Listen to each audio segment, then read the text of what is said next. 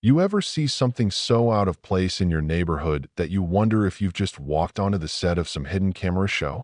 That's how it felt the morning I found a gold Rolls-Royce parked out front of my little house in Pinewood Gardens, shining like it took a wrong turn out of Beverly Hills and landed smack dab in suburbia.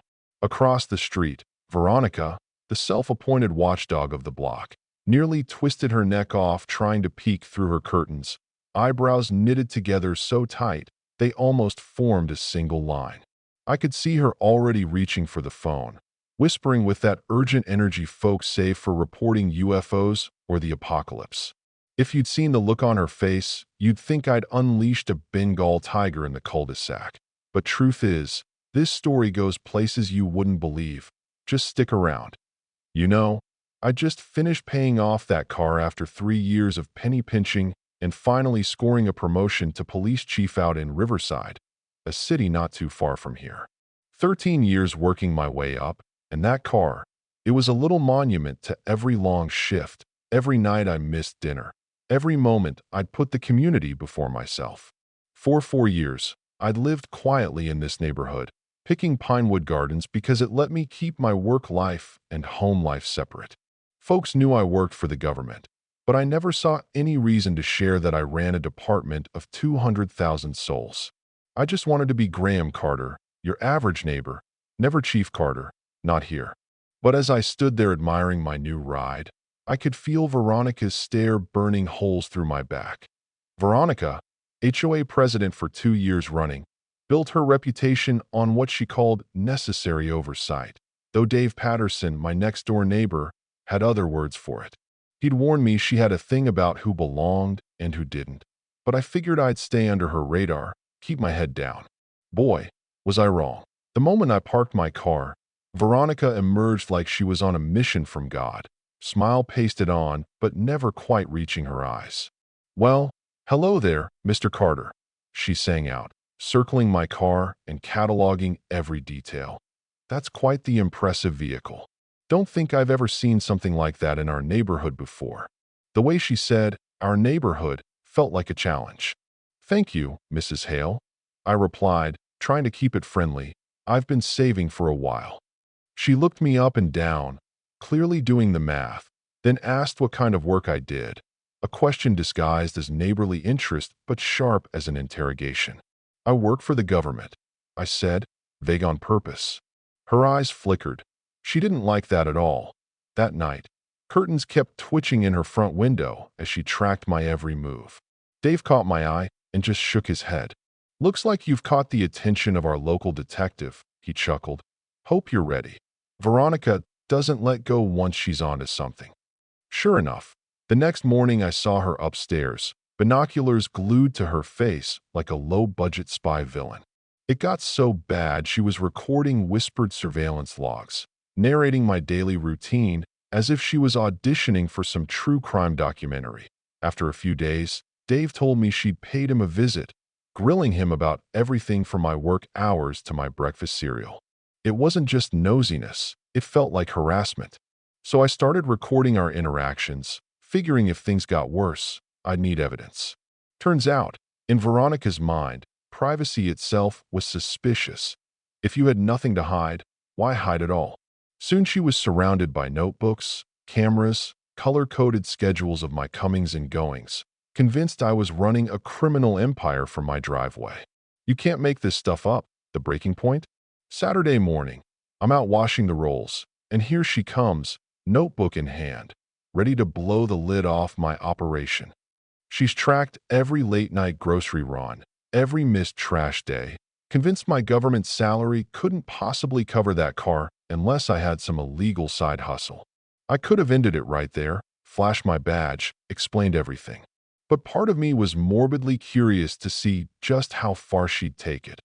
"I just want to be sure everyone's safe," she insisted, as if my choice of vehicle was some kind of neighborhood threat.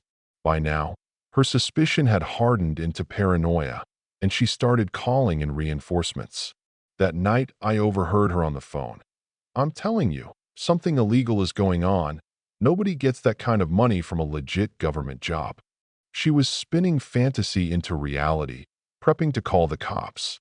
Tuesday morning, She did exactly that.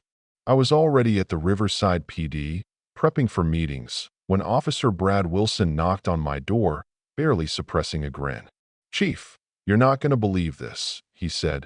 "We just took a 911 call. Someone's reporting suspicious activity at 847 Maple Street. Your address." Veronica had given them a full report. Wild hours, unexplained wealth, claims I was distributing illegal substances out of my house. She'd even mentioned her detailed notes and evidence. I told Brad to play along, have Detective Carter swing by for an investigation. Brad caught on quick. He called Veronica, told her a detective would visit at 3 o'clock sharp. Word spread like wildfire. Dave called me at work, half laughing. She's got chairs set up in her yard so everyone can watch justice being served. By 2:30, I'd polished my uniform till it gleamed, then drove home in full regalia, feeling every eye on me as I walked up her driveway. Veronica's living room looked like a crime drama set. Color-coded timelines, red strings, printouts of my salary versus car prices, stacks of evidence. She presented her case like a prosecutor, not realizing the punchline was about to hit. Just as she finished, two uniformed officers arrived. One asked her to stand by as they handled the situation. Then I stepped forward in full chief uniform, badge and all, and introduced myself.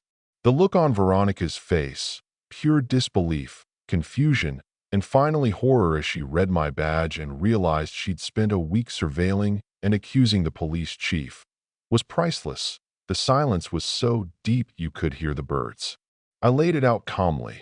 Her harassment, her false police report, and the serious legal consequences. But I told her I'd consider it a case of misguided judgment if she agreed to never do anything like it again. Within hours, Dave organized an emergency HOA meeting. Turns out, plenty of neighbors had their own stories of Veronica's overzealous leadership, from accusing an old lady over flower colors to threatening a retired teacher about his newspaper delivery. When it came time for her to defend herself, Veronica doubled down. "I stand by what I did. We can't be too careful." But the vote was unanimous. She was out as president, Dave was in, and the mood shifted instantly. Afterward, neighbors approached me, apologizing for not speaking up sooner, relieved things would change. Veronica packed up within a week, unable to live in a community that didn't appreciate her vigilance, as she put it. Even her husband bailed, left a note saying he wouldn't play sidekick in her detective fantasy. A few months later, Pinewood Gardens was thriving. Barbecues, real conversations, neighbors watching out for each other instead of watching each other. Dave's leadership was the opposite of Veronica's. He built community instead of suspicion. And wouldn't you know it, months after her dramatic exit, word came through the grapevine that Veronica had started up her old routine in a new neighborhood, even writing to the mayor about supposed corruption. Some folks never learn, but if there's a lesson here, it's this: paranoia spreads fast, but truth, when it comes out, heals a lot. Communities survive the busybodies and the drama queens. They even grow stronger for it. So what about you? Ever had a neighbor go full detective on you? Or watched a harmless misunderstanding spiral out of control? Drop your stories below, because if you ask me, everyone's got at least one Veronica in their past. And hey, maybe together we can figure out where that fine line is between looking out for each other and just not minding your own business.